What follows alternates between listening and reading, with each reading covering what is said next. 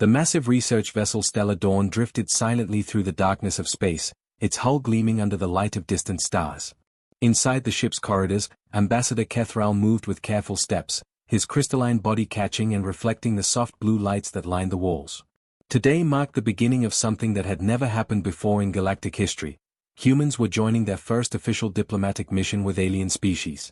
Kethral had spent months preparing for this moment. He had studied human culture, learned about their strange customs, and memoized proper greeting protocols. What he had not prepared for was the small, furry creature that seemed to follow him everywhere he went. The creature had arrived 3 days ago with Dr. Emma Blake, Earth's lead scientist for the mission. The humans called it a cat and had given it the name Oliver. At first glance, Oliver appeared to be nothing more than a small predator covered in orange and white fur. He had 4 legs, a long tail, and bright green eyes that never seemed to blink. But what puzzled Kethral most was why the humans had brought such a creature on an important diplomatic mission. Every species in the Galactic Council served a purpose. The insectoid Kreshtai were brilliant engineers. The gaseous ethereals could process information at incredible speeds. The rock-like Govani were powerful warriors. Even Kethral's own people, the Velthari, contributed their skills in negotiation and diplomacy.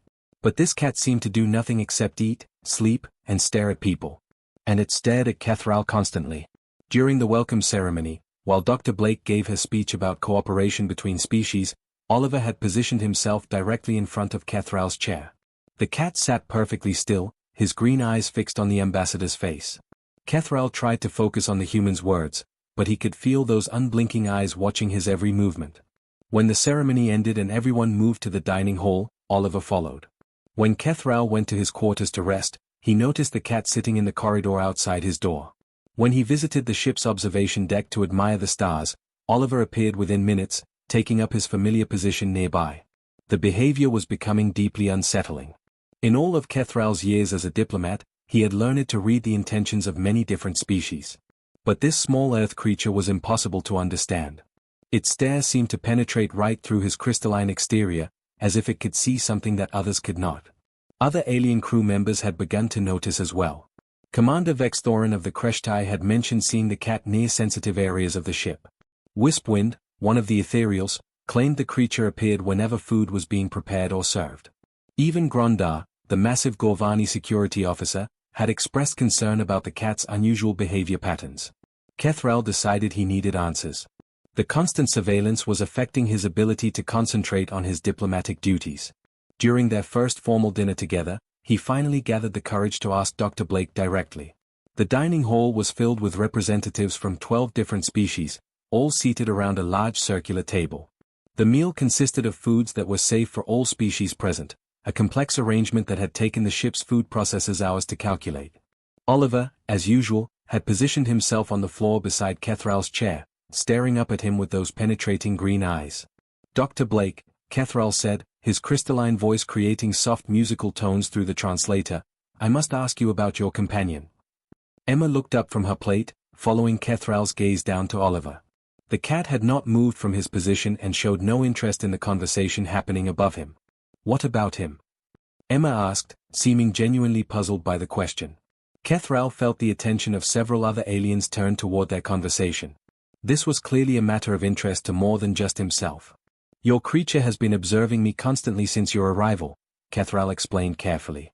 It follows me throughout the ship and maintains visual contact at all times. I am curious about the purpose of this surveillance. Emma blinked in surprise, then looked down at Oliver again.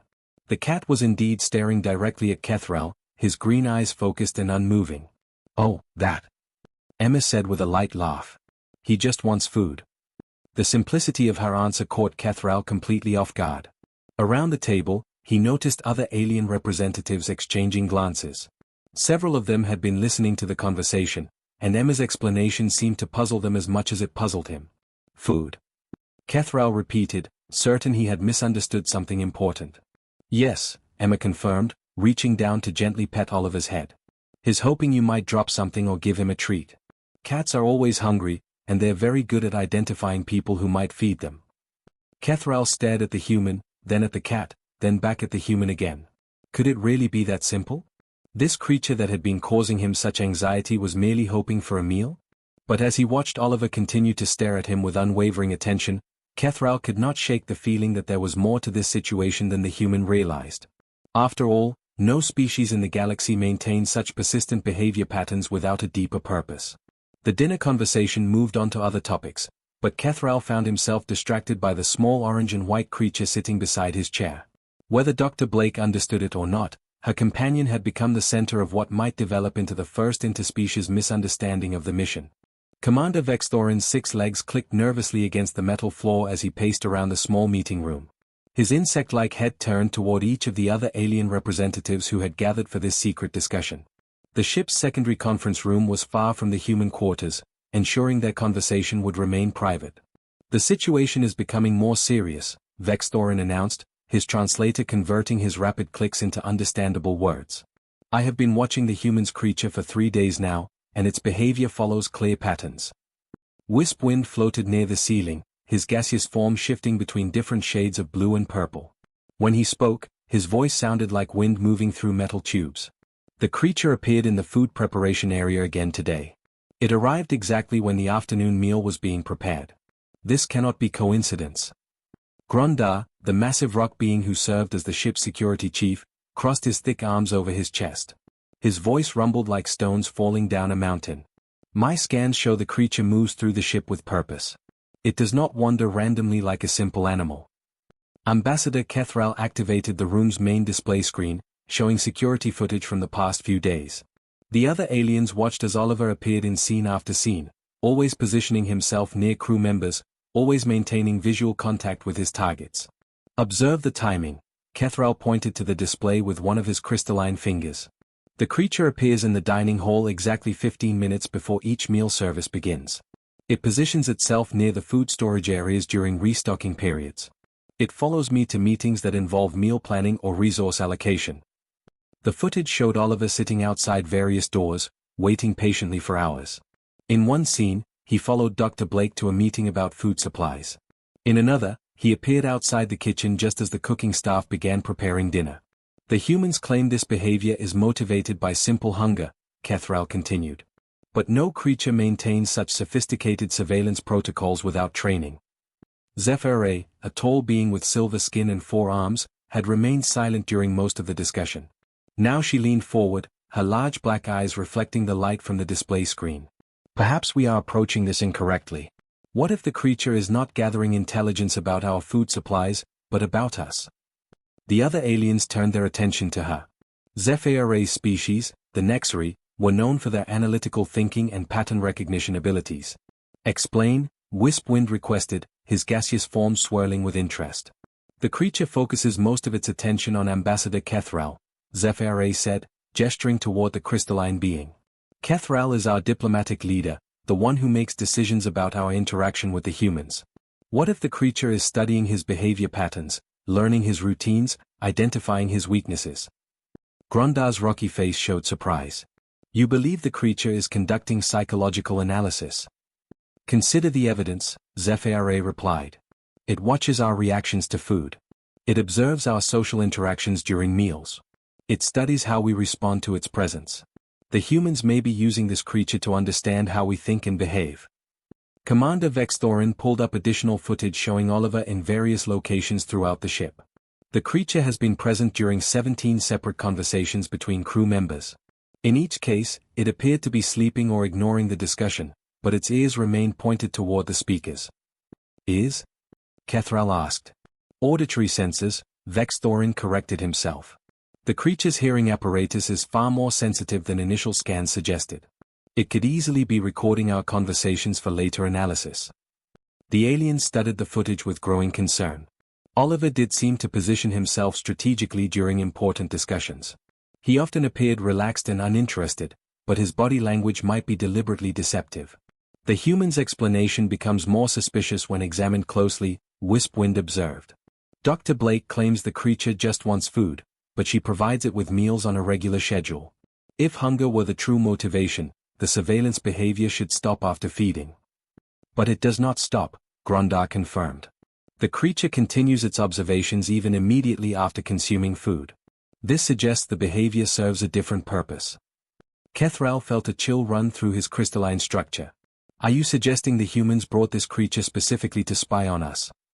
It would be an effective strategy, ZFARA admitted. Who would suspect a small, seemingly harmless animal of conducting intelligence operations? We have been treating it as an amusing curiosity while it gathers information about our strengths, weaknesses, and behavioral patterns. Meanwhile, 3 decks away in the human quarters, Dr. Emma Blake was having a very different conversation with her colleague, Dr. James Patterson. Oliver sat on Emma's bed, contentedly grooming his orange fur with his tongue. "They think he's some kind of secret agent," Emma said, shaking her head in disbelief.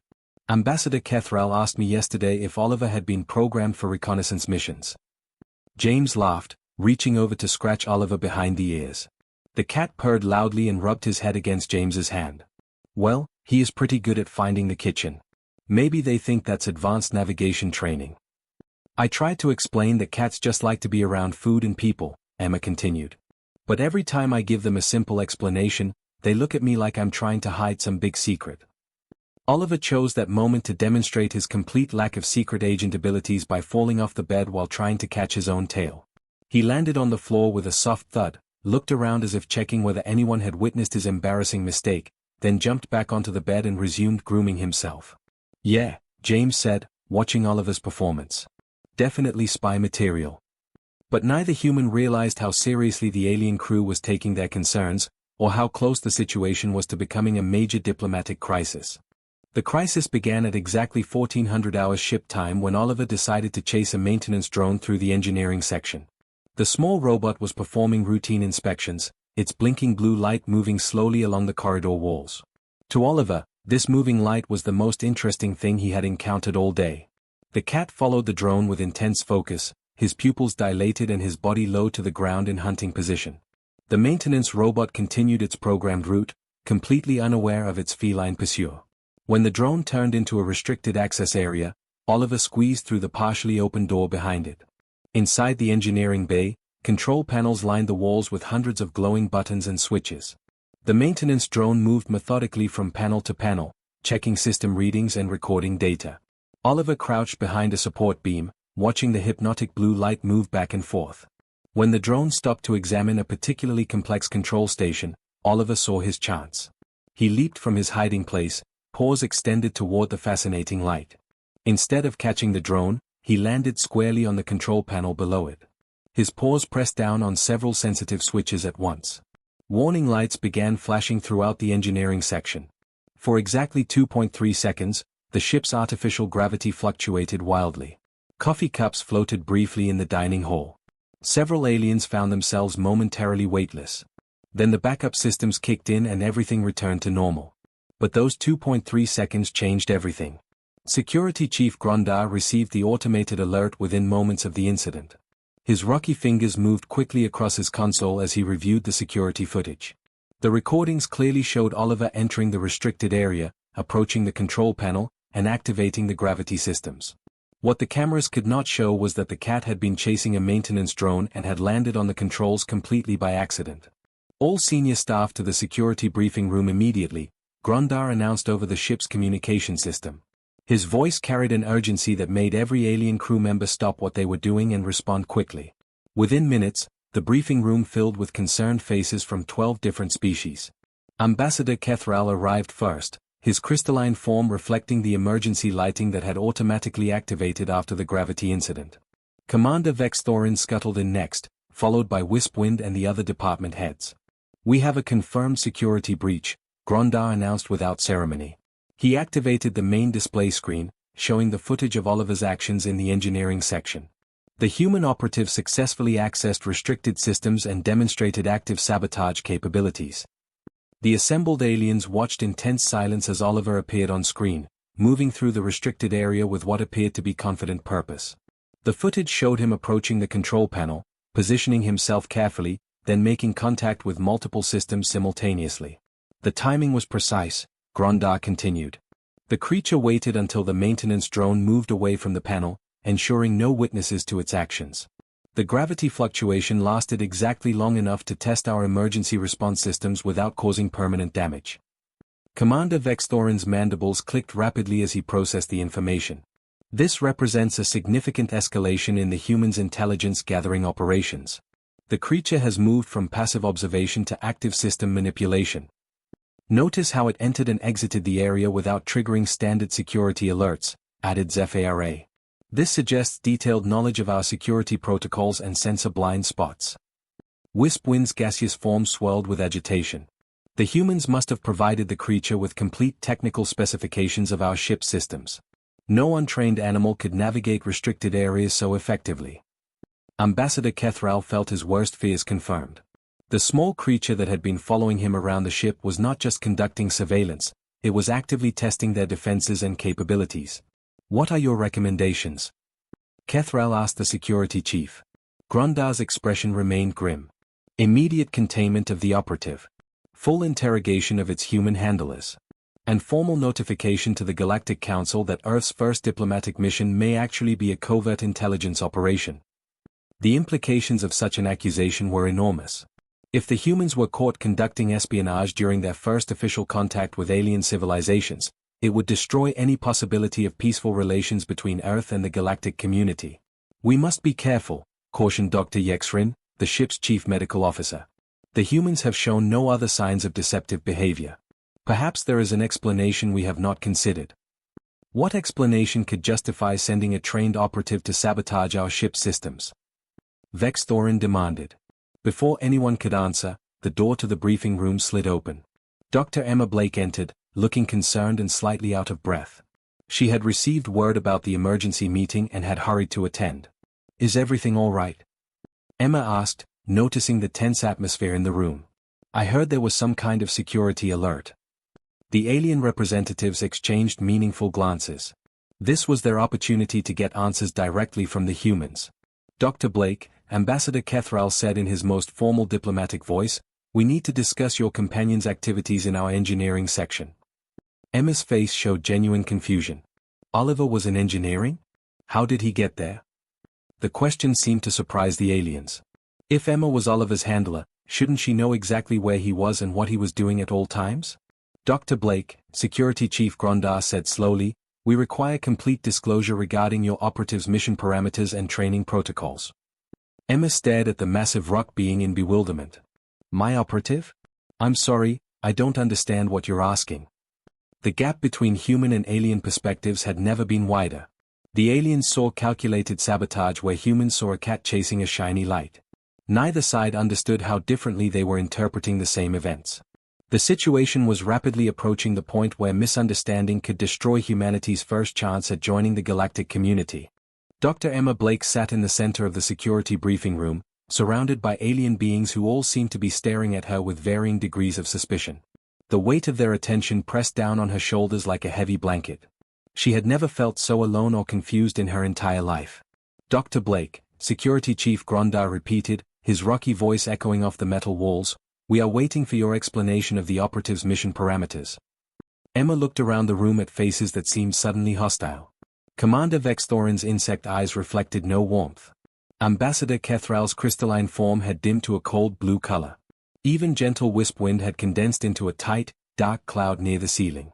I honestly don't know what you're talking about, Emma said, her voice smaller than she intended. What operative? What mission parameters? If Oliver did something wrong, I'm sorry, but I need you to explain what happened.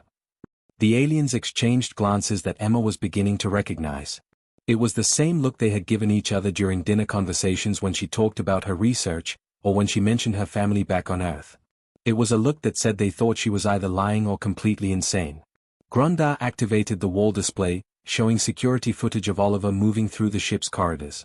Emma watched her cat appear on screen after screen, following crew members, sitting outside doors, and positioning himself near food preparation areas. Your creature has been conducting systematic surveillance of our crew and ship operations, Grondar explained. Today it escalated to direct sabotage of our engineering systems. The display showed Oliver in the restricted engineering area, approaching the control panel. Emma watched in horror as her cat jumped onto the sensitive equipment, causing the gravity fluctuation that had affected the entire ship. Oh no, Emma whispered, covering her face with her hands. Oliver, what did you do? Her reaction seemed to surprise the aliens. If she was controlling Oliver's actions, why would she appear shocked by the footage? The creature accessed restricted areas and manipulated critical ship systems with precise timing, Commander Vex Thorin added. This level of operational capability requires extensive training and detailed knowledge of our technology. Emma looked up at the insect-like commander with genuine bewilderment. Training? You think I trained Oliver to sabotage your ship? Do you have any idea how impossible that would be? Explain, Ambassador Kethral demanded. Emma took a deep breath, trying to organize her thoughts. How could she make these advanced beings understand something as simple as cat behavior? Oliver is a cat, she began slowly. Cats are small predators that humans domesticated thousands of years ago. They hunt small prey like mice and birds. They are attracted to moving lights and sounds. They explore new environments by investigating interesting smells and textures. The aliens listened without interruption, but their expressions remained skeptical. When Oliver follows people around the ship, he's not conducting surveillance, Emma continued. He's hoping someone will feed him or pet him. When he appears near food preparation areas, it's because he can smell the food and wants some. When he stares at Ambassador Kethral, it's because he's learned that some people give treats to cats who look cute and hungry. And the engineering incident? Grondar asked. Emma sighed, feeling embarrassed on behalf of her species. He was probably chasing your maintenance drone. The blinking light would look like prey to him. He jumped at it and landed on your control panel by accident. The room fell silent. Emma could hear the soft hum of the ship's engines and the quiet whisper of the air recycling system. The aliens seemed to be processing her explanation, but their faces showed no signs of understanding or acceptance. Dr. Blake, Zephyr finally spoke, her forearms crossed over her chest. You are asking us to believe that your species brought a small predator on a diplomatic mission simply because you enjoy its company? Yes, Emma answered immediately. That's exactly what I'm asking you to believe. A creature that serves no functional purpose aboard this ship. Commander Vexthorin pressed. He serves an emotional purpose, Emma tried to explain. Oliver makes me happy. When I'm stressed or lonely, petting him helps me feel better. When he purrs, the sound is comforting. When he curls up next to me while I sleep, I feel less alone. The aliens exchanged those looks again. Emma realized she was describing concepts that might be completely foreign to their species. You invest significant resources in maintaining a creature that provides no survival advantage, no technological benefit, and no practical assistance with your mission. Wispwind asked, his gaseous form swirling with confusion. That's right, Emma confirmed. And you do this voluntarily? Grondar added. Of course it's voluntary. Oliver can't force me to take care of him. I do it because I love him. The word love seemed to hang in the air like a foreign sound. Emma watched as the aliens processed this information, and she began to understand the depth of the cultural gap between humans and the rest of the galaxy. Dr. Blake, Ambassador Kethral said carefully, are you telling us that humans form emotional attachments to other species purely for the psychological benefit of the relationship? Yes, that's normal for humans, Emma replied. We keep cats, dogs, birds, fish, and many other animals as companions. We call them pets. They are part of our families. Even when these creatures cannot contribute to your survival or success. Zephyr asked. Especially then, Emma said. The fact that they depend on us completely, that they trust us to take care of them, that they give us affection without expecting anything in return except food and shelter, that's what makes the relationship so special. The aliens sat in stunned silence, trying to process the idea that an entire species would voluntarily care for creatures that offered nothing but emotional comfort. To them, it seemed like the most alien behavior they had ever encountered. The main assembly hall of the Stellar Dawn had never been so crowded. Representatives from all 12 species aboard the ship filled every available seat, their various forms creating a colorful display of galactic diversity. Word had spread quickly through the ship about the emergency meeting Dr. Blake had requested, and curiosity brought everyone together in one place. Emma stood at the center of the circular room, holding Oliver in her arms. The cat seemed completely unbothered by all the attention, occasionally yawning and looking around at the strange gathering with mild interest. Emma, however, felt her heart beating fast as she faced the assembled alien delegates who still viewed her pet as a potential security threat. Distinguished representatives, Emma began, her voice echoing slightly in the large space, I believe we have all been part of a very big misunderstanding. I asked for this meeting so I can show you exactly what Oliver is and why he behaves the way he does. She gently placed Oliver on the smooth floor of the assembly hall. The cat immediately began exploring this new environment, sniffing at the strange mix of alien scents and walking cautiously between the chairs. Several aliens shifted nervously as he passed near their feet. For the past week, You have been watching Oliver's behavior and trying to understand his motivations, Emma continued. You have seen him follow people around the ship. You have noticed him appearing wherever food is being prepared or served. You have observed him staring at crew members with what appears to be intense focus. Ambassador Kethral leaned forward in his seat, his crystalline body reflecting the overhead lights. These behaviors suggested sophisticated intelligence-gathering operations. I understand why you thought that, Emma replied. But the truth is much simpler than any of us realized. She reached into her pocket and pulled out a small metal can. The moment Oliver heard the familiar sound of the can being opened, his behavior changed completely. He abandoned his exploration of the assembly hall and focused all his attention on Emma. His earlier interest in Ambassador Kethral, Commander Vexthorin, and the other aliens disappeared entirely. Oliver, Emma called softly. The cat trotted over to her immediately, sitting directly in front of her feet and looking up at the can with obvious hunger. His green eyes were fixed on the food, not on any of the alien delegates who had been so concerned about his surveillance activities. This is all he ever wanted, Emma explained as she poured the cat food onto a small plate. Not intelligence about your ship's systems. Not information about your species' weaknesses. Not strategic data about your military capabilities. Just food. Oliver began eating contentedly, making small purring sounds of satisfaction.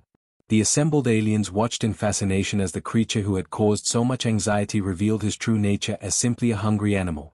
Emma sat down on the floor next to Oliver, gently stroking his orange fur. Humans have lived with cats for thousands of years.